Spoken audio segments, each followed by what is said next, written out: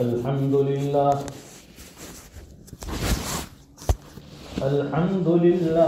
وكفى وسلام على عباده الذين اصطفى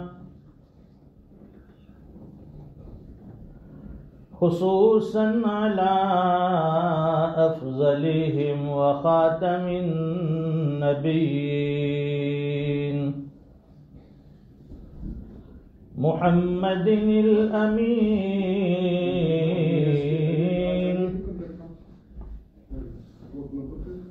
وعلى آله وأصحابه أجمعين أما بعد فأعوذ بالله من الشيطان الرجيم بسم الله الرحمن الرحيم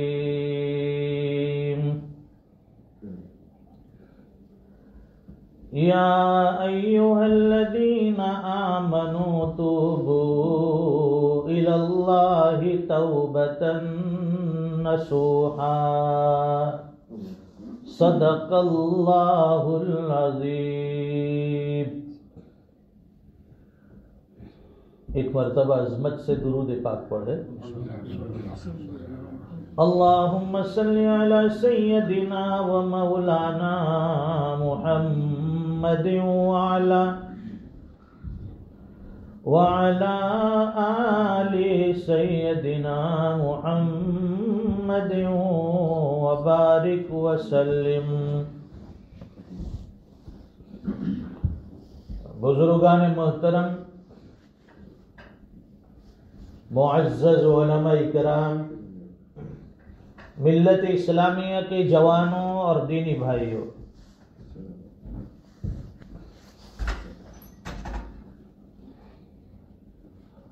ایک ایمان والے کی کوشش یہ ہوتی ہے کہ وہ اعمال صالحہ کر کے اپنے رب کو راضی کرے. ہر بندہ یہ چاہتا ہے میں کوئی ایسا مخصوص عمل کروں، کوئی ایسی نیکی کر لوں جس سے میرا اللہ راضی ہو جائے.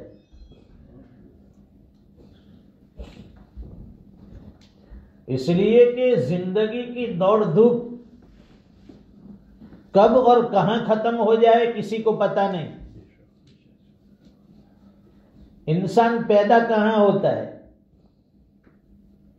اس کا بچپنا کہاں گزرتا ہے، پھر جوان ہو کر کہیں اور چلا جاتا ہے، شادی کہیں اور ہو جاتی ہے، بچے بڑے ہوتے ہیں وہ کہیں اور چلے جاتے ہیں، بڑھاپا کہیں اور گزرتا ہے، اور پھر اس کی موت کسی اور جگہ واقع ہو جاتی ہے. یہ پورا سفر ہے زندگی سے موت تک کا. یہ سفر جو ہے اللہ تعالیٰ نے زندگی اور موت اور اس کے درمیان کا جو وقت ہے، یہ اللہ نے اپنی رضا، اپنی اطاعت، اپنا ذکر، اپنی یاد کے لیے دیا ہے. قرآن کریم میں اللہ فرماتے ہیں یا ایھا الذین آمنوا اذکروا اللہ ذکرا کثیرا. اے ایمان والو، کثرت سے اللہ کا ذکر کرو، کثرت سے اللہ کو یاد کرو، اللہ کی عبادت اور بندگی کرو. کثرت کا ذکر لائے، کثرت فرمایا یعنی کوانٹیٹی تھوڑی نہیں چلے گی، زیادہ کوانٹیٹی میں، زیادہ مقدار میں اللہ کی یاد کرو، زیادہ مقدار میں اللہ کی عبادت کرو، زیادہ مقدار میں اللہ کا ذکر کرو. اور پھر انسان کی پیدائش کا اصل مقصد بھی بتایا. قرآن کریم میں اللہ فرماتے ہیں وَمَا خَلَقْتُ الْجِنَّ وَالْإِنسَ إِلَّا لِيَعْبُدُونَ. کہ ہم نے جنت اور انسانوں کو محض اپنی عبادت کے لیے پیدا کیا، اپنی یاد کے لیے پیدا کیا، اپنی اطاعت کے لیے پیدا کیا۔ مقصد بتا دیا کہ زندگی کا مقصد کیا ہے، اللہ کی اطاعت، اللہ کی عبادت، اللہ کی بندگی، اللہ کا ذکر، اللہ کی یاد۔ اب وہ بھی بتا دیا کہ اللہ کی یاد کتنی ہونی چاہیے، تو ذکراً کثیرا میں اس کو بیان کیا۔ اور پھر وَسَبِّحُوهُ بُكْرَةً وَأَصِيلًا، ذکر کثیر کے ساتھ یہ بھی بتایا کہ صبح و شام اللہ کی یاد کرو۔ اس لیے فرمائے کہ صبح میں جب انسان بیدار ہوتا ہے تو کہیں وہ کئی غفلتوں میں نہ چلا جائے، دنیاوی امور میں نہ چلا جائے، میری یادوں سے غافل نہ ہو جائے۔ اس لیے فرمایا کہ وَسَبِّحُوا، صبح ہونے کے ساتھ ہی اللہ کی یاد ہونی چاہیے، نماز فجر ہونی چاہیے، نماز تہجد ہونا چاہیے، دعائیں ہونی چاہیے، تلاوتیں ہونی چاہیے، اللہ کا ذکر ہونا چاہیے۔ اور پھر پورا دن انسان رزق کے لیے، اپنی ضرورتوں کے لیے گردش کرتا ہے، دوڑتا ہے، محنت کرتا ہے، تو پھر دیکھا اللہ نے کہ پھر کہیں میرے بندے غفلت میں نہ چلے جائے، میرے بندے دنیاوی مشاغل کی وجہ سے کہیں نفس اور شیطان کے حربے میں نہ آ جائے، نفس اور شیطان کی پکڑ میں نہ آ جائے۔ اس لیے پھر اللہ متوجہ فرماتے ہیں وَسَبِّحُوهُ بُكْرَةً وَأَصِيلًا،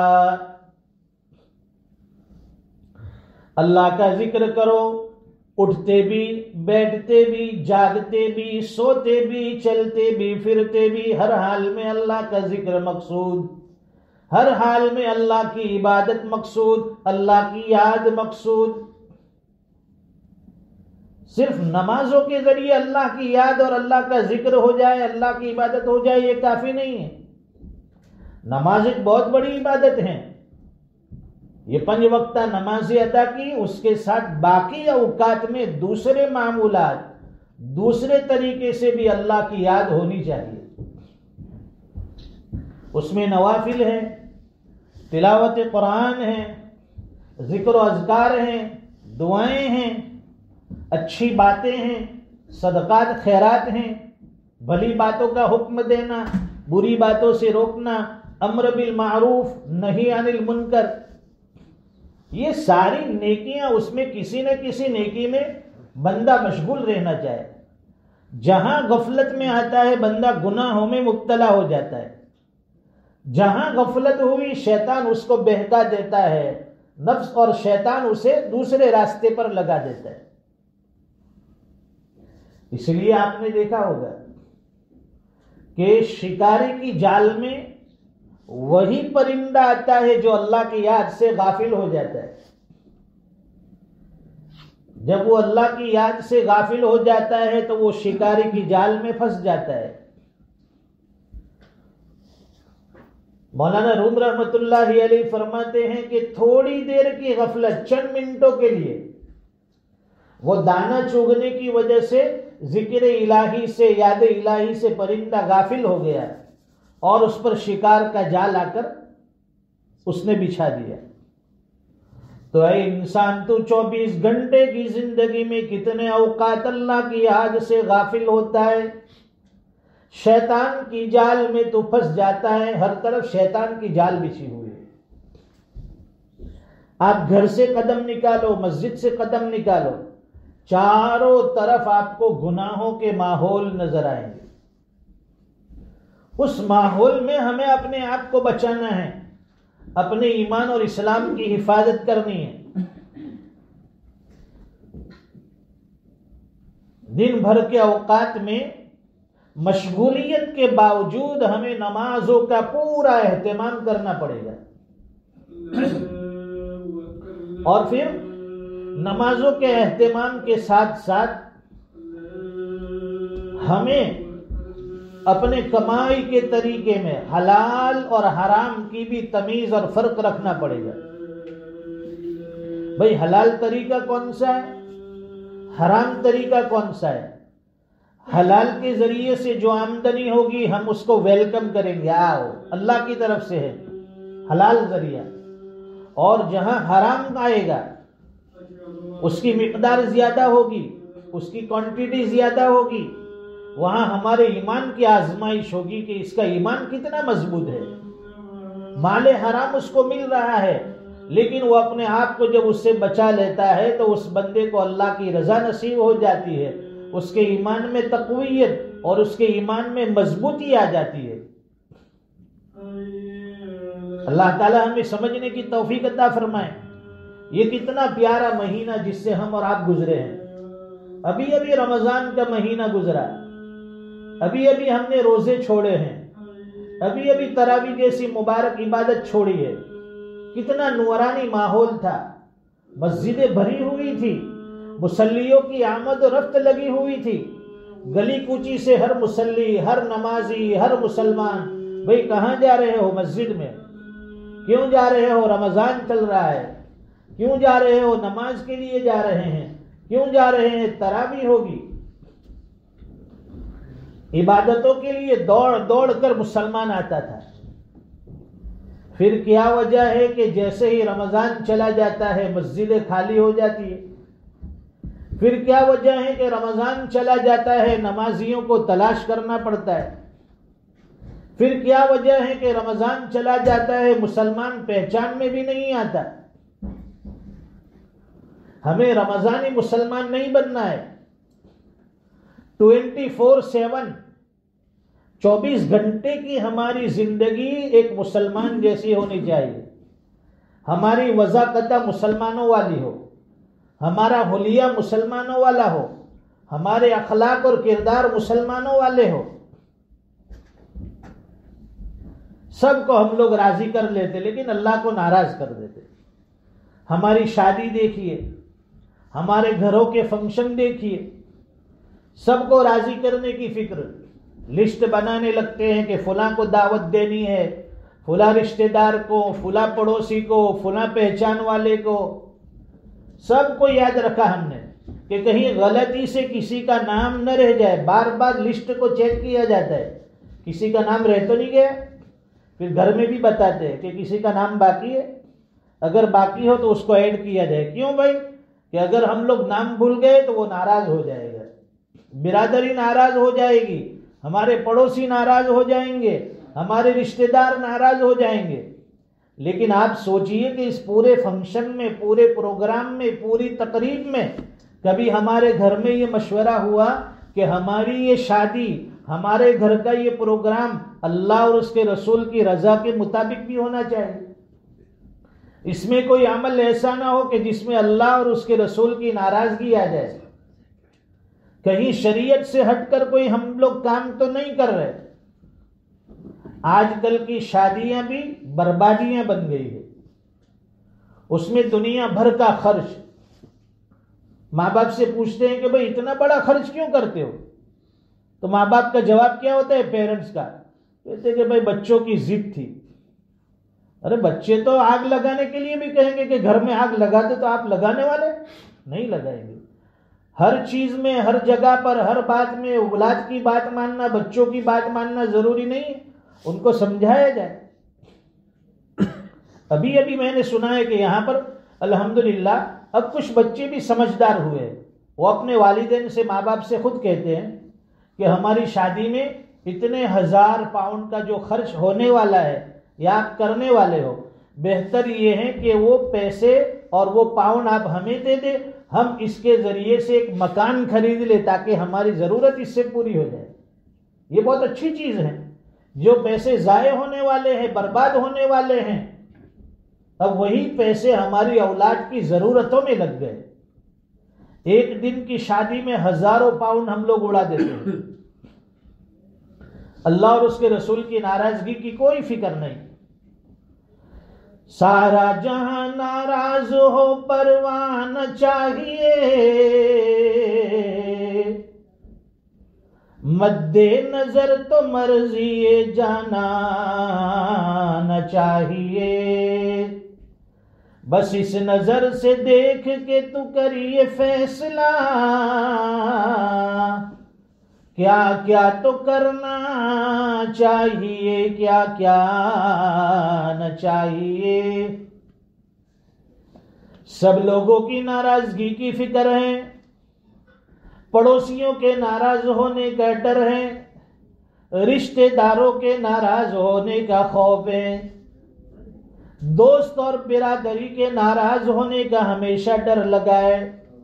لیکن کبھی ہم نے سوچا ہے کہ ہمارے اس عمل سے ہمارا رب ناراض ہو جائے گا، ہمارے اس کام سے ہمارا اللہ ناراض ہو جائے گا؟ سب کو راضی کرنے کی فکر کر لی، لیکن اللہ کو راضی کرنے کا دور دور تک تصور نہیں، کوئی خیال نہیں۔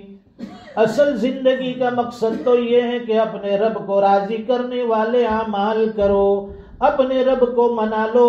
زندگی بہت مختصر ہے، یہ زندگی کا دیا، یہ زندگی کی لائٹ کب بجھ جائے کب آف ہو جائے پتہ نہیں ہے۔ ہم نے روزانہ جنازے اٹھتے ہوئے دیکھے ہیں، روزانہ اعلان ہوتے ہوئے دیکھا ہے، آج فلاں کا انتقال ہو گیا، فلاں کی نماز جنازہ ہونے والی ہے، فلاں کو اتنے بجے دفن کیا جانے والا ہے، فلاں کے گھر میں آج تعزیت رکھی ہے۔